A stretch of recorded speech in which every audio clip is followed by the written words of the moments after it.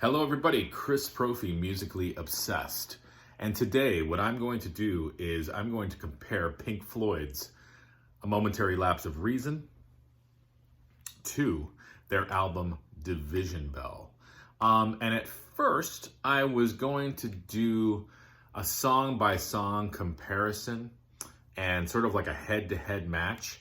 But as I was listening to the albums today, it's no contest. One of these albums is the clear winner for me, and maybe it is for you as well. So let me show you both albums, and then I'm going to tell you which one I think is better and why.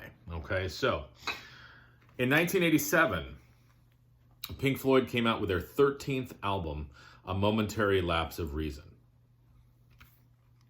Okay, this was produced by Bob Ezrin.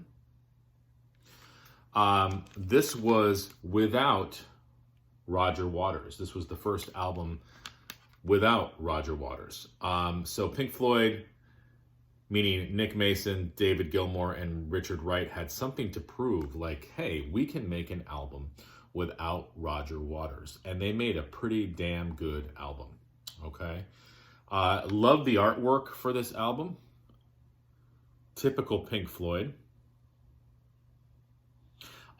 This was the album that really helped to get me into Pink Floyd. I remember it was this album, and then I had the collection Relics. So I was listening to both of those. So I heard, of course, new Pink Floyd, and then I heard early Pink Floyd with Relics. Actually really early Pink Floyd. So I was kind of hearing both sides of Pink Floyd. So this was an album that definitely helped get me into Pink Floyd, okay? And then, in 1994, they released an album called The Division Bell. Another awesome cover. This was again produced by Bob Ezrin.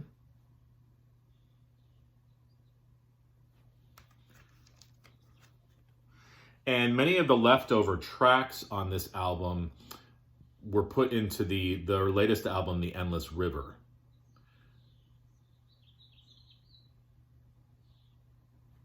So if you like what you hear on this album, sort of like that instrumental vibe, you'd probably like The Endless River as well. Okay, so again, we've got two albums without Roger Waters, both great albums.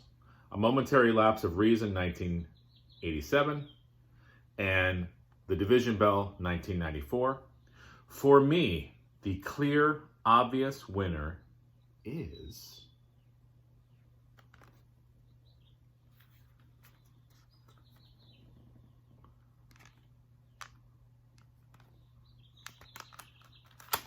Division Bell. No doubt that this is the better album, and I'm going to tell you why right now. There's just more great songs on this album, okay? So let's first look at Momentary Lapse of Reason. Okay, I was listening to it again this morning.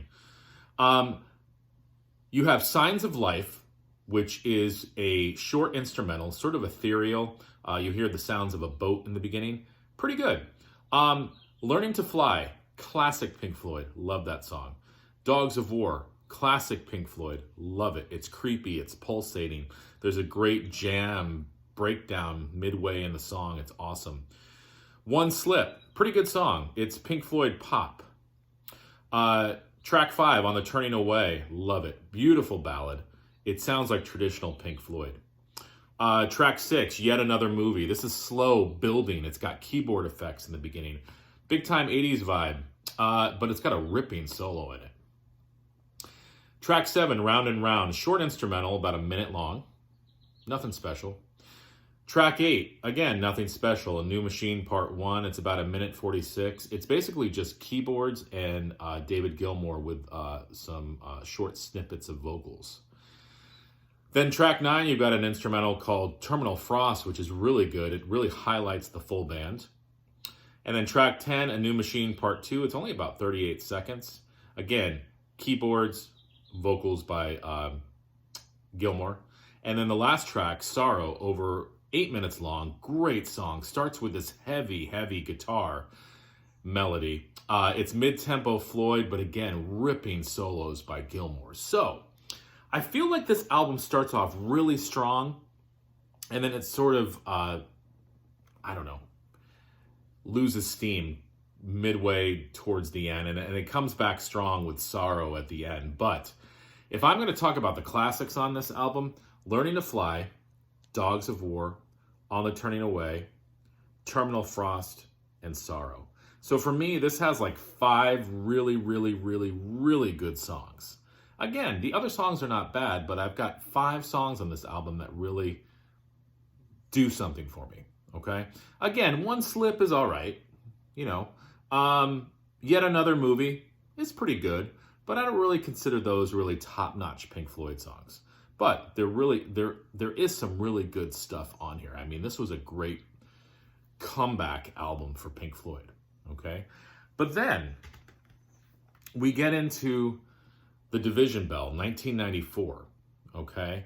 I feel like this album, the songwriting improved so much. It's almost like Pink Floyd had a chance to, well, they did. They worked together. There was like 7 years between Momentary Lapse of Reason and this album. So I think the trio was able to sort of, figure out what they were good at and really like focus it for this album, okay? This album almost is the perfect album, okay? Cluster 1 is an instrumental in the beginning. It's sort of a call and answer between Richard Wright and David Gilmour. I feel like they do that a lot in this album. It's almost like it is almost like a call and answer album between Richard Wright and David Gilmour. Just a very cool intro. I love Cluster 1. I actually like it better than Signs of Life on Momentary Lapse of Reason. Track 2, What Do You Want From Me? Groovy, funky. Reminds me of something from Animals. Love it. Track 3, Poles Apart. Love it. He's singing Hey You. It reminds me of The Wall. I get a big time Wall vibe. Love the vocals by Gilmour on this album. Breathy, dreamy vocals. You really hear it on Poles Apart.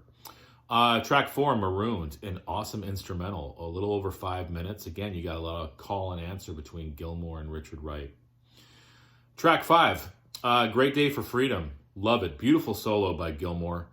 The melody, again, the dreamy vocals by Gilmour. Track 6, this was interesting. Wearing the Inside Out. This is the first vocal by Richard Wright since Dark Side of the Moon. Slow, groovy song. I love hearing Richard Wright's vocals. It just, it just brings that major Pink Floyd vibe out. I mean, he just has those very English vocals, and I love to hear them on a Pink Floyd record. I think that was kind of missing on Momentary Lapse of Reason, and it almost feels more full band, full Pink Floyd on this album with hearing Richard Wright's vocals. Track 7, Take It Back. This was a single released. Upbeat Pink Floyd, love it. I get a Run Like Hell vibe on this song. Track 8, Coming Back to Life. Again, beautiful melody. The melodies on this album, they're like earworms. They're awesome. Track 9, Keep Talking. This was the song that is kind of okay for me. You get some real cool gospel vocals on it. I think that's the coolest part of the song. But other than that, it's all right. Track 10, Lost for Words. Mellow, beautiful song. Again, melody. This, I get a big time The Final Cut vibe on this song. And then track 11, High Hopes. It's another single on the album. You get a ringing bell, hence the Division Bell. The chorus is so strong when he comes in with the grass was greener, the light was brighter. Just an all-around awesome ending to an awesome album. So again, if I'm comparing these two records, Division Bell definitely takes the cake for me. What do you guys think? Division Bell or Momentary Lapse of Reason? Do you agree with me or not? Let me know.